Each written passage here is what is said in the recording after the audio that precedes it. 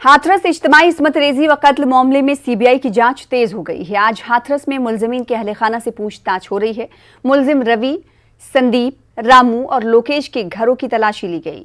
आपको बता दें कि पहले दिन सीबीआई की फॉरेंसिक टीम मुतासरा के अहले खाना के घर गई थी। इससे पहले टीम में शामिल अफसरान जय वारदात पर गए थे। मुतासरा के भाई के बाद वालिदा को भी क्राइम स्पॉट पर बुलाया गया ताकि वारदात के हवाले से पूरी जानकारी जुटाई जा सके। से पूछताछ कर रहे हैं।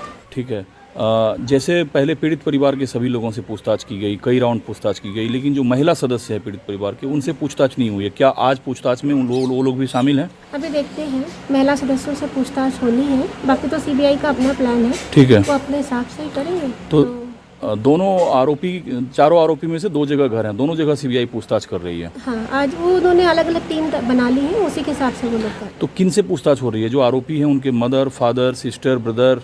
देखिए, सीबीआई एक इंडिपेंडेंट एजेंसी है, हम लोग का उसमें कोई भी रोल नहीं है, कोई इन्वॉल्वमेंट नहीं है, तो वो अपने तरीके से। चूँकि जो लिस्ट बनती है पूछताछ के लिए वो एडमिनिस्ट्रेशन के लोग मुहैया उन लोगों को कराते हैं, चूँकि गाँव के बाकी लोगों से भी पूछताछ होनी है। देखिए, सीबीआई की टीम का अपना जाँच करने का वो है, तो उसमें हम लोग कुछ कर। अच्छा, एक अंतिम सवाल, क्या सीबीआई आज अलीगढ़ भी जा सकती है आरोपी से पूछताछ के लिए?